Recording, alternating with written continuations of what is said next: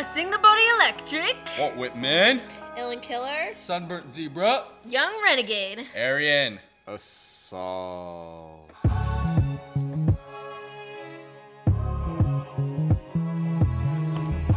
You're recording? I sing the body electric. The armies of those I love and girth me and I girth them.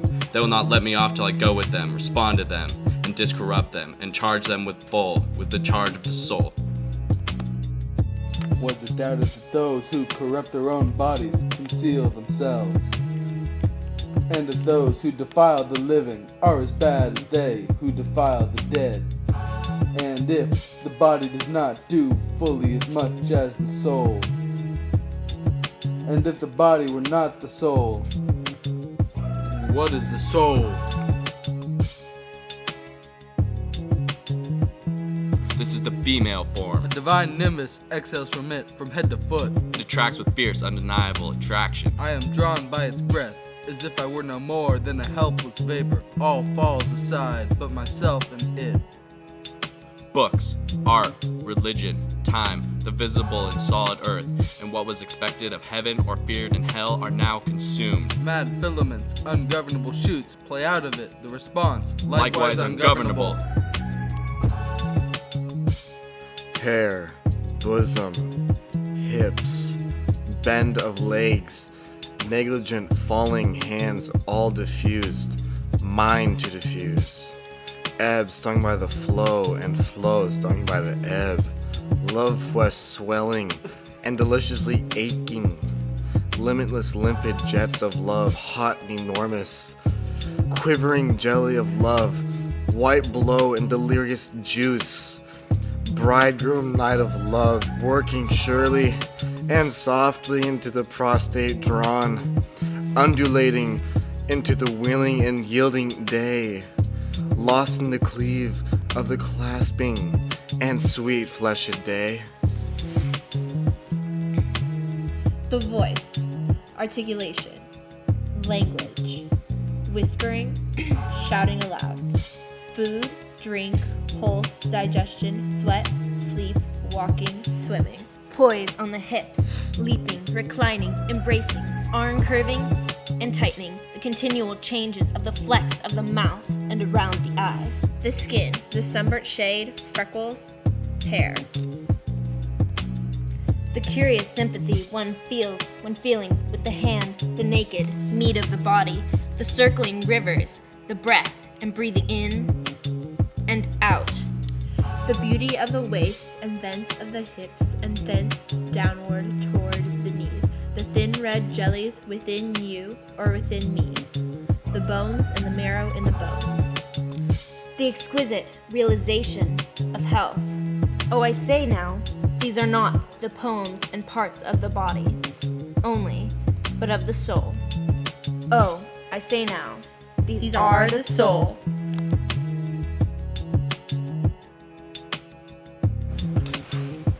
Are there any sausages left?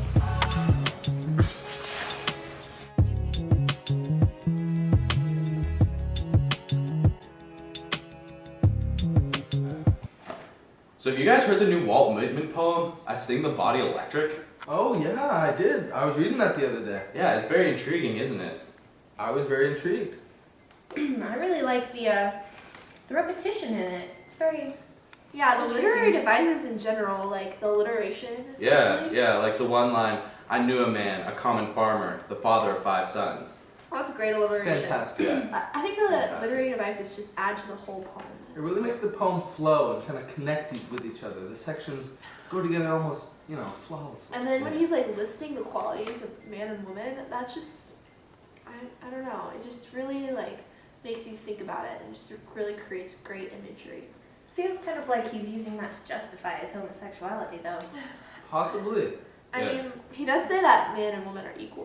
Which I think is complete outrage. Man and woman are equal. No, not at all. Wow. Are you really saying this right now? Are you serious? Is this a joke to you? Why don't you just go make me a sandwich? Call me in bed. Go make us sandwiches. That's not funny. It's We are having a mature conversation here. Stop telling me to go make a sandwich. I'm being completely serious. Go make me a sandwich. okay, Jacob. You need Jacob, you need to calm down. Okay. He says that the man comes from the woman. I mean, he's totally justified here. The man comes from a woman, and the male is not less, the soul or more. I mean, that's a direct quote. All right, Seems let's pretty disagree with respectful this. for that part. He is respectful, but I respectfully disagree. You know, I think he has his opinions, but I have mine. we should just agree to disagree on this topic. Okay, let's move on. He also talks about racial equality. I mean, I think he does. Debatable. One of his statements was, everyone has red blood, no matter what color your skin is on the outside. We're all the same. You know, I can see his point there. Yeah, I'm a woman, I don't get educated. that makes sense. Okay, Yeah, that's women it. are just stupid, you know? Yeah. I feel bad for you. Why do I not have a sandwich in my hand right now? Here's your Thanks. There you go. Oh, gracias. No problem. So going back to what Adrian said, I thought she made a really great point that Whitman was trying to justify his homosexuality through this poem by saying that men and women are the exact same. I agree. Wait, why did you say that again? I'm kind of unclear about that. Because they are equal. So it doesn't matter who you choose to have sexual relations with. Oh, I get it. So Jacob, do you have an opinion on this matter? Yeah, I feel like by the transitive property of equality, Whitman is trying to say that men can have sex with each other. Because you see, if A is a man, B is a woman, and C is another man, the woman can have sexual relations with both A and C, correct? Mm-hmm. Yeah. Which means, by the transitive property of equality, which is proven by math, that A and C can have sex with each other, meaning that men can have sex together. Indeed. Thanks for putting that spin on things. Yeah. But I completely disagree because I think homosexuality is bad. Phallic. Phallic, yes. I just Yes. think it's morally wrong. Although, he is really getting out into the open and really, define times. Especially, he makes some other good points in this poem. Yeah. He also made the point that beauty comes from the inside. That is very true. That outward appearance is not important, but more the beauty that you hold within In the yourself. soul, you know. Yeah, he says that you can't hide beauty on the inside, but you can hide it on the outside. I wonder if that's the literal meaning. Maybe there's some hidden inner Mm, Yeah. meaning. He also talks about corruption from the inside in section 2. very Yeah. intriguing. Yeah, and then also in section 3, he dignifies the common man, which I think is really interesting. It kind of reminds me of his poem, I Hear America Singing. Yeah, those two have quite a few parallels, don't they? They do. Yes. Yeah, he seems to, really like to write about the common man, and he writes more about the common man than the glorified figure of a president or a celebrity or somebody like that, which is really different.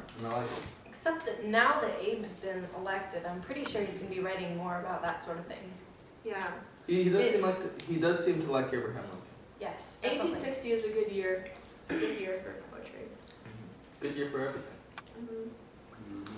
And also, during this whole thing, one of his first questions is, what is the soul? And then, by the last line, he states that he kind of understands the soul. And in the last paragraph in section 9 there, it's kind of like a panoramic view. He starts off with these little body parts, and then he just expands. And then he just ends with, I now know what the soul is. That could be a sexual innuendo that he was putting in there, small body parts expanding to larger body parts. Or it could be talking about the soul. That's also true. So I had a really great time today talking about Walt Whitman and his poems. We should do this more often. I agree. I learned a lot. I learned a whole lot. We should have a weekly poetry club. Or maybe every other day we could get together for an hour and a half with 30 other people and a teacher and just do this every single time. Boy, That it would sounds just be like so we have too fun. much free time on our hands. That Yeah. sounds like so much fun. It'd be so much fun. I agree. I just learned so much about poetry today. It's unbelievable. I'm a homosexual. I'll Walt Whitman.